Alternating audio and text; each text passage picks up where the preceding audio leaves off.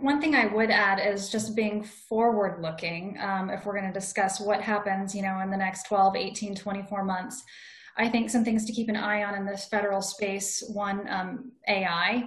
I think there's a huge emphasis on how DoD procures AI and how to do so ethically, right? I mean, we as a nation are having this conversation out in the open, but DoD is really taking this to heart. They stood up the JAKE, the Joint AI Center, and I really respect how they are engaging industries, stakeholders, end users across the board to figure out how they can responsibly and ethically procure AI. And it's a difficult discussion. There is no right answer.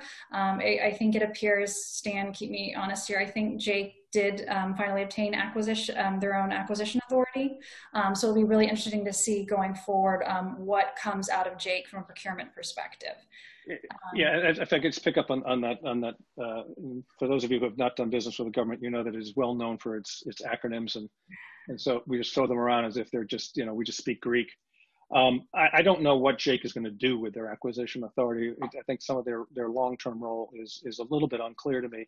I think, Katie, you hit on a really important topic, which is figuring out the government's role and how it's going to utilize AI, particularly in a conflict environment and in terms of data collection and usage and so forth. But if you want to tie that to a couple of other key big things, regardless of who wins in November, they're clearly going to be big plays. Our AI, there are going to be major changes already starting to take place in how the government buys cyber, and also in what the government requires companies to do in terms of their own cyber hygiene. The Cyber Maturity Model Certification, it's called CMMC, is now out. It is slowly starting to be implemented. And if you are selling to the government and you are using technology or you're selling technology, you will be required to meet certain standards. It's not clear yet if it's going to be a barrier to entry. I've worried a lot about any time the government puts a certification on contract because it presumes it's the only answer.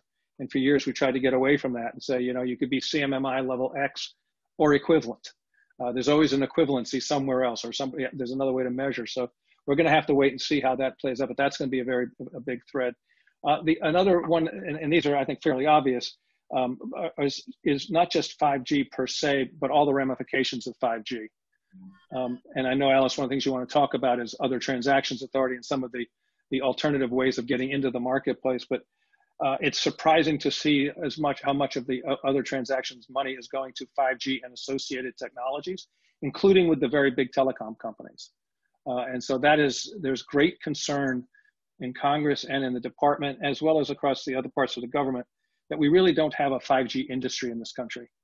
And so the whole fight over Huawei and the other Chinese companies really brought that to bear. It's like, well, if you want to ban Huawei, what's your alternative? And unpacking the industry as it is today, how many companies are using equipment that might have some Huawei components they may not even know about. But then going forward, what's the alternative going to be? And how do you actually capitalize and build that industry? That's going to be an enormous question that cuts across the board. Just look in the economy. I mean, the government is following the economy. It's not inventing much anymore.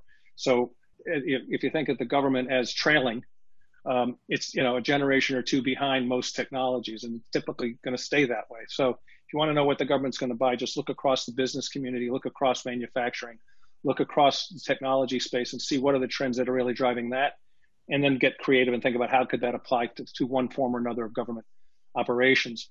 And this does tie to your question, I promise. And because one of the things we've seen is some of the alternative methods of accessing the government as a market, where they used to be almost exclusively focused on, in Defense Department parlance, mission-focused needs, like literally ordnance on target, how to make a smarter missile, how to make a smarter jet, or what have you. Increasingly, we're seeing them also applied to the government's business operations, to its day-to-day stuff. How do we use data to improve efficiency? I mean, it's maybe a dumb question, but I mean, the government is really thinking hard about that, and it's not just about a weapons system.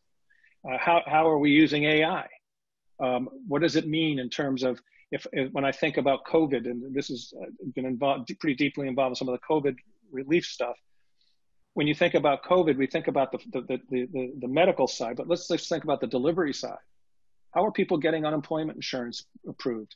How are they actually getting food if they're eligible for food assistance, which, by the way, 40% of kids under 12 now are in a food shortage household. I mean, these are enormous challenges, and it's driving discussion and use of alternative methodologies to get much smarter technology and capability to address the day-to-day operations of government, not just the sort of fancy, sexy stuff over here in the national security or homeland security environment. So it's important to sort of keep that in mind. To that end, I think, and we can get in, I don't want to get too deep in it because it could get pretty in the weeds fast, but there are several programs in the government, and Katie, I don't want me to dominate here, but if there are several programs in the government that are specifically designed to help what I'll refer to as non-traditional companies get into the market